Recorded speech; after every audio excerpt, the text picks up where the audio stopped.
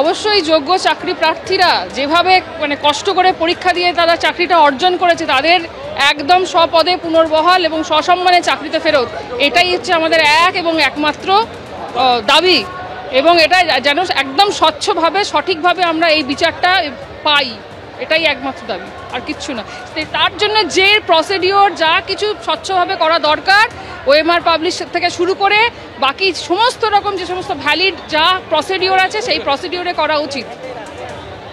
একটু আপনার সঙ্গে কথা বলবো যে দিদি, একটু আপনার থেকে জিজ্ঞেস করব যে এই যে আজকে বৈঠক হচ্ছে, কি প্রত্যাশা আপনাদের থাকছে, এবং এই যে আপনারা এই মুহূর্তে রাস্তায় আপনারা আন্দোলন করছেন সেটা কি আপাতত জারি থাকবে? অবশ্যই জারি থাকবে। আমাদের এখন জীবন জীবিকা রাস্তায়, তো আমাদের তো রাস্তায় নামতেই হবে, নিজের অধিকার বুঝে নেওয়ার জন্য তো রাস্তায় নামতেই হবে।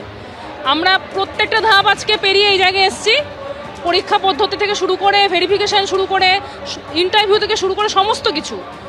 আমরা প্রত্যেকটা ক্যান্ডিডেট 22 বার কাগজপত্র জমা দিয়েছি নিজের যোগ্যতা প্রমাণ করার জন্য, তারপরেও আজকে আমরা রাস্তায়। তো এছাড়া আন্দোলন ছাড়া তো আমাদের কাছে আর কোনো উপায় নেই। এর সঙ্গে আইনি লড়াই তো যেমন চলছে চলবেই, কিন্তু রাস্তা তো রাস্তা দেখায়, এটাই স্বাভাবিক। তৃতীয় পদ যেটা রয়েছে একটু পরেই শুরু হবে আলোচনা, তাতে কি জট খুলবে বলে আজকে মনে হচ্ছে কোনো রকমভাবে? কারণ শিক্ষামন্ত্রী নিজে থাকবেন, এসএসসি চেয়ারম্যান থাকবেন, আপনারা বলেছেন বারবার যে এই এসএসসি অফিসেই আপনাদের সম্মান এবং জীবিকা ফিরে পাওয়ার চাবিকাঠি রয়েছে। আশা রাখছি, কারণ এতগুলো মানুষের জীবন জীবিকা, আর শুধু তো গল্পটা 19,000 বা 26,000-এর নয়, তার সঙ্গে আরও 6-7 জনকে যোগ করতে হবে, কারণ আমাদের পরিবার আছে, ফলে প্রায় লক্ষাধিক মানুষ। তো জট তো খোলা অবশ্যই উচিত, নইলে তো হয়তো আরও অনেক কিছু বড় সড়ো দেখতে পাবে পুরো পশ্চিমবঙ্গ তথা ভারতবর্ষ।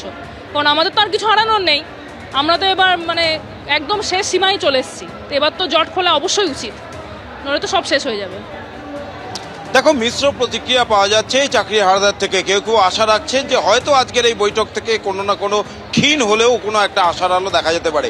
আবার কেউ কেউ মনে করছেন যে কোনো আশার আলোই নেই। এই বৈঠক আগের দিনে যেমন তারা খালি হাতে ফেলেছিলেন শুধু প্রতিশ্রুতি নিয়ে, আজকেও সেভাবে শুধু আশ্বাস আর প্রতিশ্রুতি নিয়ে ফিরতে হবে। বাস্তবে কি হবে তার উত্তর হয়তো সময় দেবে, কিন্তু আমি একটু দেখাবো চাকরি হারারা তারা যারা যাবেন বৈঠকে, তারা কিন্তু ইতিমধ্যেই সেই প্রস্তুতি শুরু করেছেন।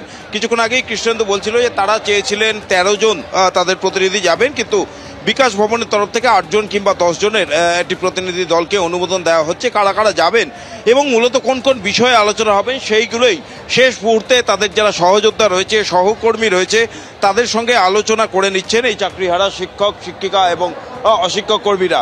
মূলত তাদের দাবি কিন্তু একটাই, যে এসএসসিকে মিরর ইমেজ, ওএমআরের মিরর ইমেজ প্রকাশ করতে হবে, এবং সেটা প্রকাশ করার সাথে সাথে সরকারকে যোগ্য অযোগ্যদের তালিকাও প্রকাশ করতে হবে।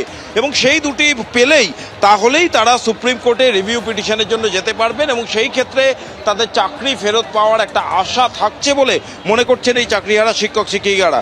তার পাশাপাশি 14 দফার একটি দাবিপত্র তারা তৈরি করেছেন, যে দাবিপত্র নিয়ে তারা আজকে শিক্ষামন্ত্রীর এই বৈঠকে যাবেন।